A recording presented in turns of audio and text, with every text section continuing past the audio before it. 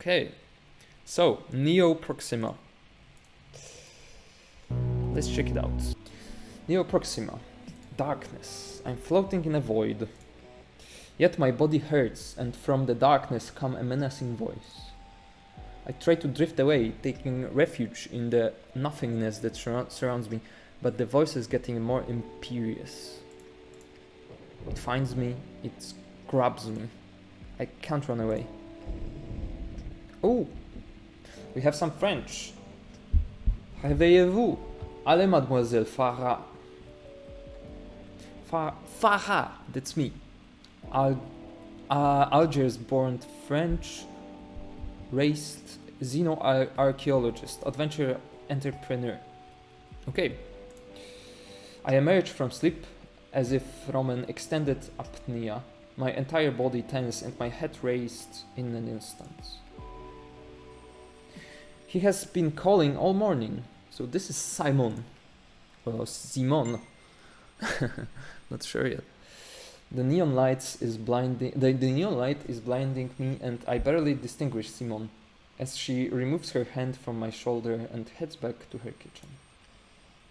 I curse my tense body as my head starts spinning. I feel parched and my stomach is acting up. What the hell happened? I force my eyes to open a bit more. I'm sitting on a small chair in front of a steel table, facing half a dozen pints of beer. Alright, I guess I have my answer then. La Brasserie du Poulpe, the octopus bar, the first and only bar in Kairos. Well, not really, but the only one to serve correct food anyway. In front of me, swimming in his aquarium, the real, alien tech enhanced octopus is returning my gaze.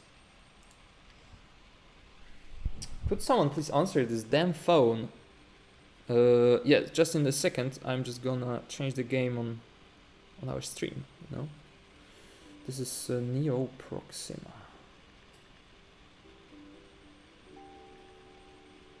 Oh, and it doesn't seem to find this, really, you know?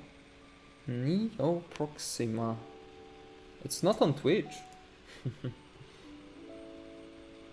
Neo. It doesn't let me change it, you know?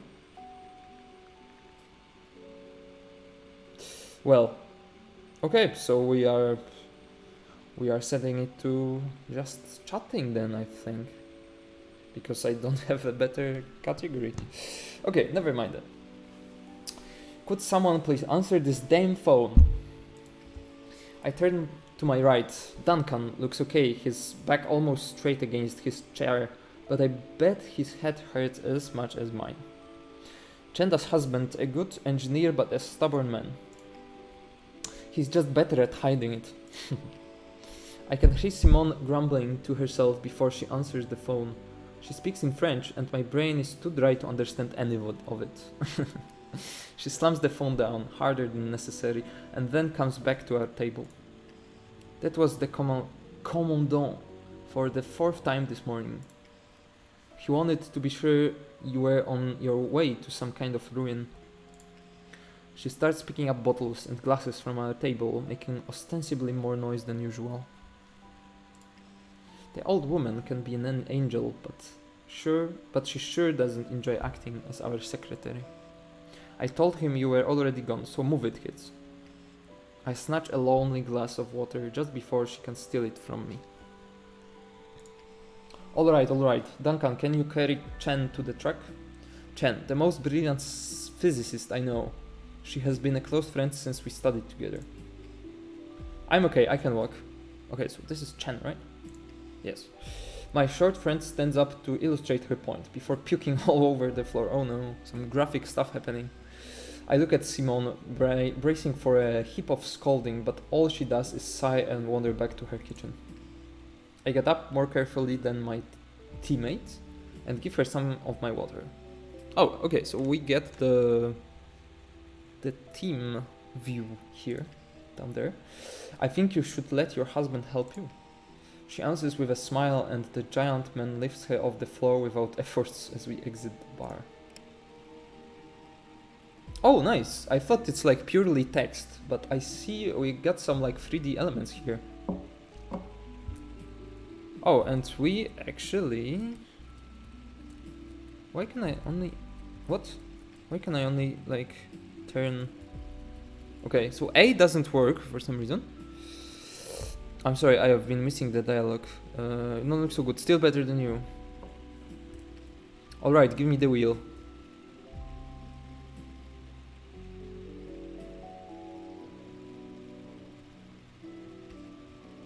Okay, cowboy, take it. But you remember where to go? Aye. He said southeast in the canyon. Shouldn't be hard to find. I'm going to be sick, says Chen. Try to rest. I told you celebrating yesterday was a stupid idea. Come on, we scored big. We had to celebrate. And I have a good feeling about today. I'm going to take a nap. Wake me up once we get there.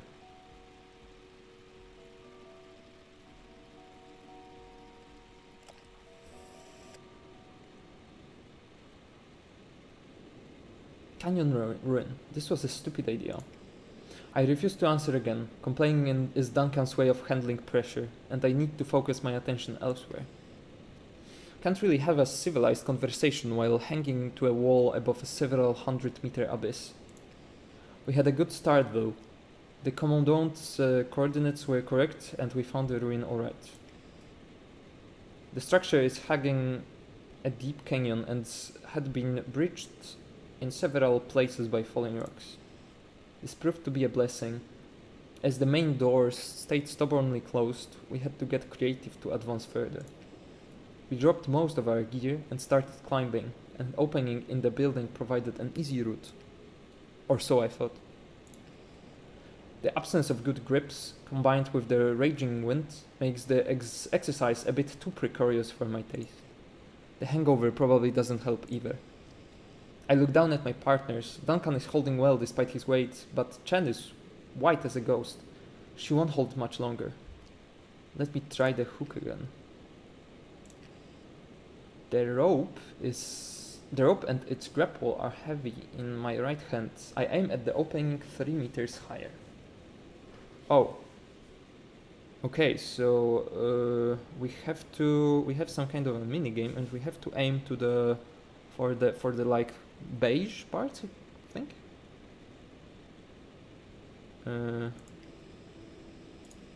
What do I press? Oh, it's like random. Oh, okay, I see. Yeah, 68. Okay, I see. So this is like the, well, some kind of an equivalent to a dice roll, but visualized by the wheel. I see. We've got some like modificators here. So it is like a text RPG in a sense, right? If I understand this correctly. And by the way, it's 1975, so we've got some like retrofuturism going on here, which I'm always a fan of, you know? 70s sci-fi? Yes, sign me up. So, we got success. The hook finds a crack and I pull it in place. The wind screams again, engulfed in the canyon below us. We are not going to last. Okay, this looks solid enough. Let's move. We climb up the rope, one by one, and crawl in the small opening. Chen is white and her legs are shaking, but Duncan seems to be doing just fine. The man is a beast. Oh, and we've got some kind of visualization here, but I have no idea what's going on. I guess these 3 triangles are our team, but like, well, it's kind of hard to read. Mm-hmm. But well, I think it's meant to be because, like, yeah, text RPG, you know. I leave the rope in place. We might need to exit the way we came in. I switch my attention to the room. A simple rectangle. 2 of its sides are made from the grey concrete the Colossus seemed to love. And Colossus is the alien civilization we borrow technology from. They left on this planet a few centuries ago, but seem to have disappeared since then. As to why, nobody has a clue. The one from which we entered and the opposite one. Okay. The others are made of some kind of glass panels covered by dust or vines, giving an impressive point of view on the canyon and allowing the sun to bathe the room. But the sun sheds light on something more peculiar here. Well, actually does not. The huge room, probably 1,000 square meters, is entirely empty. Marks on the ground prove that it was not always the case, but something or someone removed all of the place's content. I turn to Duncan. How do you feel and what do you think? Maybe what do you think? Colossus cleared the building before leaving. No looters could have done that. He points to the marks on the floor. He looks small in the giant room. The architects of this place, the Colossus, were tall, extremely tall. Duncan and his 1 meter 90 centimeters would have been a dwarf to them. He shakes his head. I'm afraid it's possible we are wasting our time here, girls. How do you feel? Good. He looks at Chen, still shaking next to the opening, and lowers his voice before continuing. But let's not do that again, you hear me? His eyes flash with anger. We could have come back better prepared. This was not necessary. Why do you, like... Okay. I tap on his shoulder awkwardly. Come on, since when are you afraid of a little climbing? My attempt to lighten his mood falls flat, and I half expect smoke to come out of his ears. Duncan has plenty of qualities. A great engineer he always speaks his mind, handles pressure masterfully, and is not afraid of putting himself at risks for others. He saved my life several times since we arrived on Neoproxima, and never once I had to save his. Neoproxima planet, so the title of the game. The alien planet where the UFOs came from. Breathable atmosphere, incredible wildlife. This is the new frontier, the first stone paving man's way to the stars. So, and never once I had to set his, but he also has some flaws that get on my nerves. Like overprotecting everyone. Yet I'm not quite sure why I was in such a hurry to enter this place. Well, other than finding what could be the key to open the largest ruin this planet has to offer. Still, he's right. This was foolishly bold. No point dwelling on the past. Before I could add anything, a deep and ethereal sound resonates in the building, looping slowly, while the ceiling began to shine gently. Yes, hell yeah, jackpot. Chen stands up immediately. The excitation had erased all fatigue from her face. Ooh, that's a good sign, a really good sign. Intrusion, alarm and power, and the alarm seems pretty low pitched too, maybe even lower than all previous records. I'm not sure, I need to check that. Big guy, prepare the microphone for me, would you? Chen is a short woman, smaller than me, but she has more energy than both Duncan and I together when it comes to Colossus stuff. What do you mean, lower? Well, you know how it is. Most ruins are not really protected. Sure, you may need to climb or blow up some walls, but once you are in, that's it. But when there is an alarm... Oh, when there is an alarm. It means game-changing discoveries. What kind of discoveries? In a ruin like this, anything you could ever imagine. But this one has even more potential. The commandant told us enough that I could make some assumptions. I keep reading this with a French tinge because like it was in italics and the French woman told it, so said it, I mean, so yeah. Her smile is enough to cheer me up.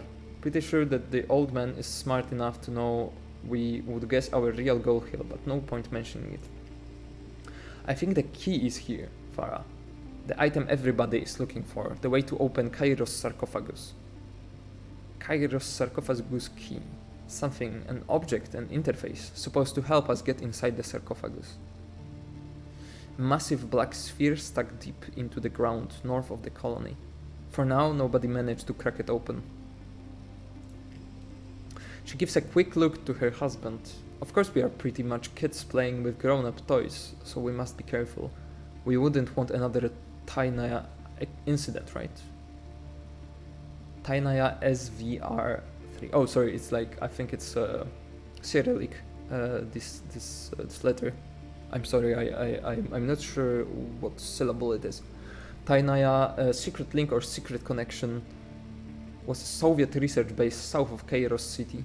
The base blew up in a nuclear explosion 2 months ago, caused by, if you trust the official reports, a malfunction in the base's portable reactor. Chances are the Soviets toyed with something they could not handle. What about the alarm? Well, it could be anything really. Colossus were pretty funny about that. Usually it triggers non-lethal countermeasures, sealing things off, auto-destruction of rooms or artifacts. In one case the building just sunk into the ground too. She smiles. Of course, non-lethal for them is not always safe for us. A crew got stuck and starved to death once. They did not have the strength to pull an emergency Colossus hatch. Funny indeed. Considering the alarm's tune, pretty sure it's going to be lethal this time. At least nothing we would like to stick around, you see.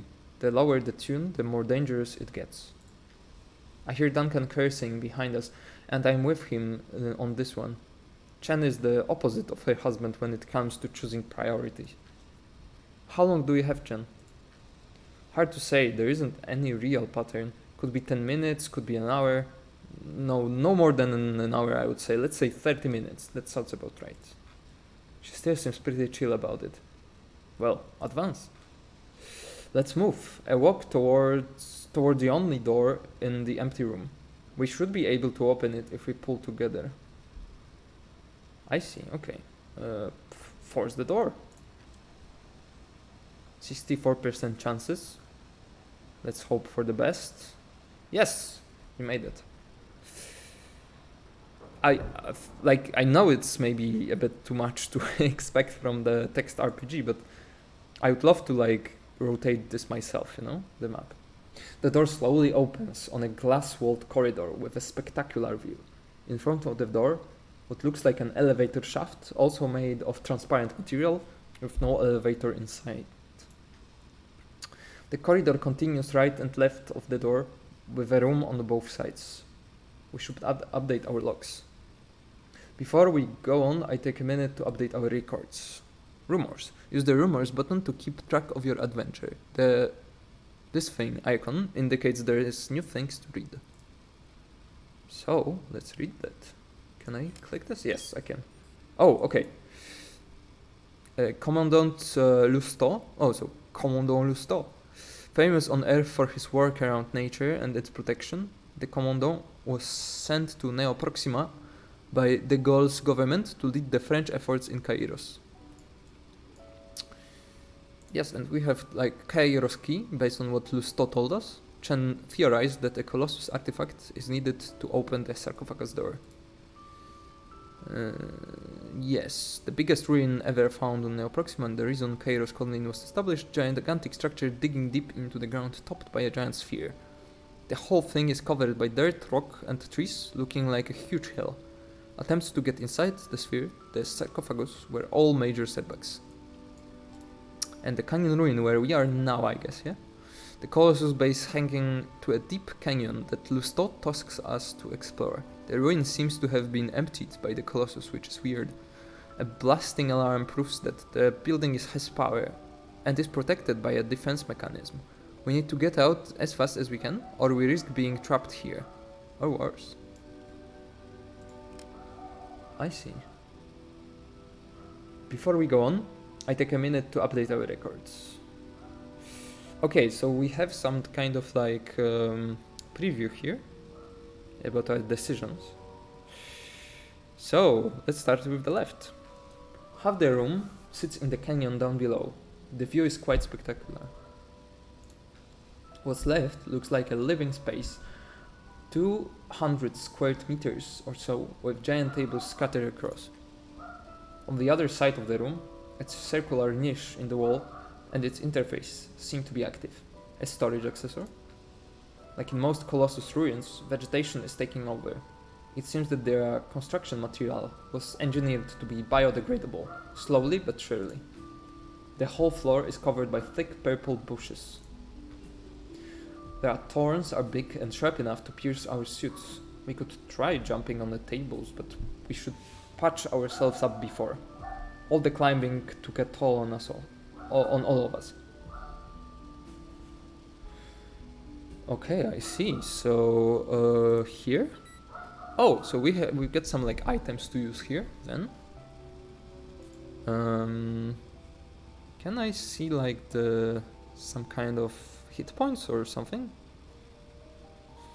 I'm not sure. I'm not sure, and I'm not sure what is this, like one out of 2. But oh, so I guess it's just me then, right? The hit points. Well, yeah. Okay, that's that. Okay, right. So Farah has like 2 hit points then.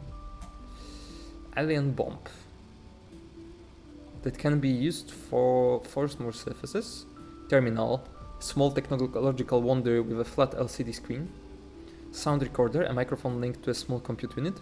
Most explorers on Neoproxima have one of those to record Colossus sounds. Digital camera, one of its kind. Thanks to Chen network, we were able to get our hands on the first CADOX prototypes. Without this, impossible to analyze Colossus devices' movements in real time. This big box gives us a colossal edge on our competitors. And compute machine, a banana too, the most powerful computer we could fit in a portable factor. Connected to the camera and microphone, we can use it to analyze Colossus interfaces in real time and compare it to our existing database. Okay. So now we are patched up and we can jump up on those tables. Oh fuck, okay, so Farah has like 100% chance, but the rest is not so lucky. Their thorns are big and sharp enough to pierce our suits. We could try. Oh, okay, yeah, this is I read, sorry. Let's jump on those tables. Okay, let's hope for the best. Yeah, we all made it, nice. We got across elegantly and accessed the Colossus device. Definitely a storage accessor. Which is? Accessors allowed the Colossus to teleport small objects from a relatively short distance. Trying to replicate this technology on Earth did not go well for the Yankees. Duncan recognizes the technology immediately. The accessor is composed of a niche inside the wall, waist high for a Colossus, with a black cube next to it. While they are quite common, the feeling is still the same. Machines built by an alien race hundreds of years ago on a faraway planet. Discovering them, touching them, not in a crowded museum or a cold, lifeless lab, but inside the very building that the Colossus built. Is there anything more exhilarating than being the first? We are in luck. The Colossus did not use screens, buttons or keyboards to interact with their machines, but physical objects like this cube. Each of its sides is composed of around 40 small facets that can move inside or outside the cube. Sorry, okay. Chen recently told me that those cubes inspired a Hungarian called Rubik, who created a toy last year. I see. So it's well set in our universe too. I hope, by the way, the music is not enough. Okay, I see. It's selling pretty well, although he refutes the obvious inspiration. While not all interfaces look like cubes, they all take a clear geometric shape. Colossus apparently got more information from the shapes and their facets in addition to the sounds they emit than we do with the screens. For now, the cube looks beautiful, its copper-like highlights shining under the sun. Like most of their creation, this would probably be considered works of art on Earth. Oh, we have some note on Earth, by the way. Once considered so unique that some thought we were alone in the universe, Earth has lost some of its prestige. Still, despite the new futures offered by the Colossus technology, or maybe because of them, the Cold War gets hotter every year. Oh fuck, okay. Touching or taping a specific facet will put the accessor online. Let's check what's inside. I gently put my hand against the cube, and its facets start moving up and down, as it starts emitting a complex, layered and looping sound. The facets quickly stop, being a few centimeters higher or lower than before. My hand is lightened by a pale blue light emitting from the cube's core and finding its way through the tiny gaps between the facets. Let's open this baby up. Ooh, okay, so now we get like the choice, or like should we do all of them? Yeah, let's do this with like camera. Okay, so we just like never mind. We just like equip all of this equipment, and now I guess let's open this baby up, right? Let's see what we have on the menu here. Chen quickly fetch our microphone, a tape recorder, and plugs them to the boxy computing terminal. I help Duncan install the digital camera, a big grey box with red markings, one side featuring the internal camera objective. Lens, maybe. Understanding the Colossus interface information requires to combine the sounds it emits and the shape and colors of its structure, and we do that in real time, comparing them to our own database. Few crew have access to a portable digital camera yet, and we spent quite the sum for this one. Oh, sorry, I'm kinda connected to the hotspot for some reason. Okay. Yes, a few crew have access to a portable digital camera yet, and we spent quite the sum for this one.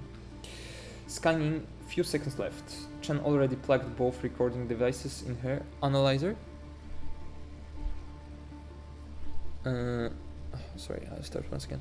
Scanning, few seconds left. Chen already plugged both recording devices in her analyzer, and the computer hard drives spin while it starts the scan. But I already know the results.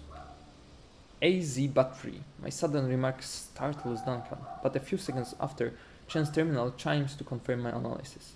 And AZ battery, can we... Oh, I thought we can look it up, but no, okay. Getting good at this, Duncan seems genuinely impressed. I think the letter is missing here. Some typos. Chen lets a quiet laugh out. Oh god, that's the closest thing to a compliment I'll get from Duncan in a while. Today is my lucky day. I smile to his remark while looking at my terminal, checking where to touch the cube to access the battery. Hop, let's go. A few taps on the cube, few taps I guess, and the Z battery appears in the niche with a gentle chime. The teleportation is so instantaneous that it's always a bit disconcerting. Duncan bags the small object with a satisfied look. Key or not, this will sell well in Kairos. Back to the corridor. Okay, so we've got the Z-Pack. We are back in the glass-walled corridor with a room on both ends. So I guess we sweep the room, so elevator now. That's the only way downward. The round walls are transparent, some kind of highly resistant glass, and give a beautiful view on the canyon around us. On the floor above, the elevator blocks the entrance. Considering the alarm is still ringing, I doubt we could use it. Below, the shaft opens onto the void and its base. Climbing down without equipment is a no-go. Okay, yes, so now the room to the right. This may have been a small lab, but it currently looks more like a jungle in a box. The roof collapsed and the hall was used by gigantic vines to colonize the whole room, with black stems and purple leaves as big as my head. The glass panels on the exterior walls provided the necessary light for the plants to overrun everything. The air is surprisingly moist and feels like being in a terrarium. Clearing the whole place would take days. We could use the thick vines to make a makeshift rope. What marvelous fauna! The plants are a species of invasive vines reminiscent of those that cover homes on Earth. However, like most things on Neoproxima, these are oversized. Those are pretty common, and most colonists in temperate areas have to fight against them constantly to prevent buildings from collapsing under the wind mass. We are back in the glass-walled corridor. Oh, okay, right. Yes, jungle lab. We could use the thick vines to make a makeshift rope. Yes, cut a rope. Yes, vine rope. Oh, okay, so now I guess we can climb the elevator shaft down, right? Our only way downward, we need some kind of rope to get there, but the glass panels provide no grips to climb down. So we use the plant rope. Yes. Use the plant rope to climb down. Chen and Duncan hold the makeshift rope and they lead the way. 5 meters down and I'm in the front of the next and last exit. As soon as I step on the cornice, the low-pitched alarm suddenly changes its tone, getting awfully loud.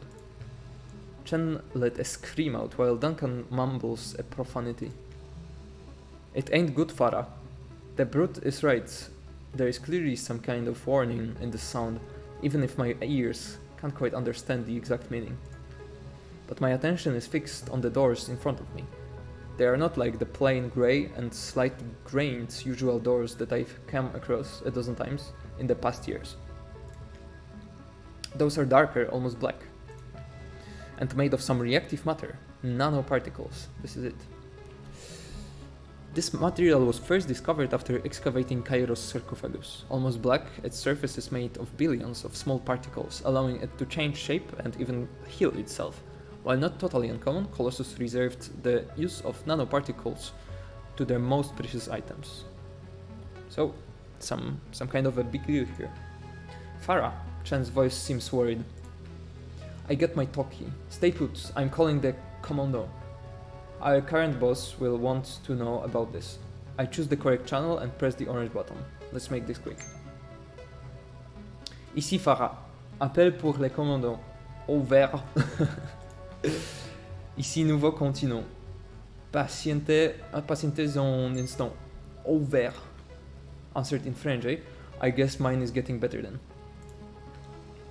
Lousteau here. What is going on, Farah? Some good news. His French accent does not impede his English. Okay, so I should do the French accent then, I guess.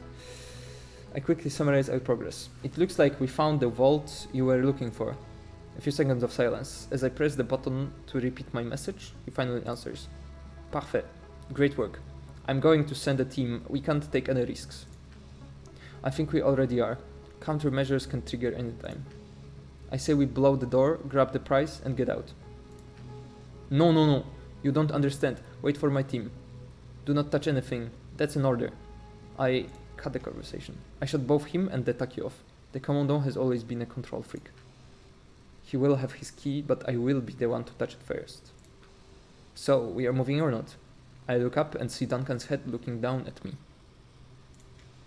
Lousteau wants us to wait, but I say we open this box now. Throw the explosives. Duncan frowns, but before he has time to answer, Chen is already pulling up the rope, forcing him to help. I knew she would not turn around, not this close.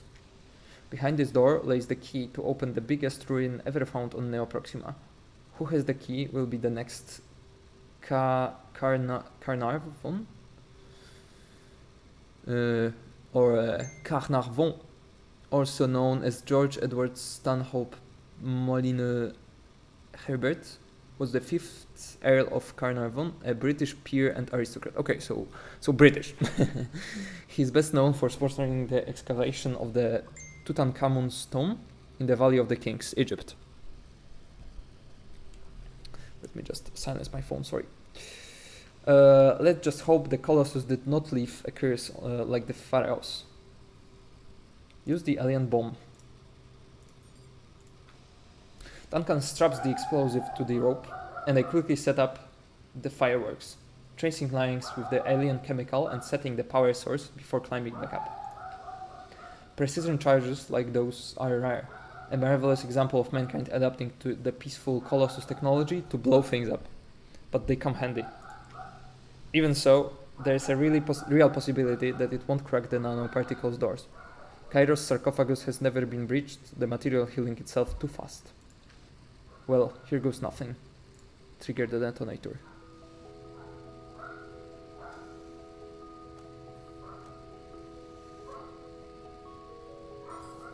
Ooh.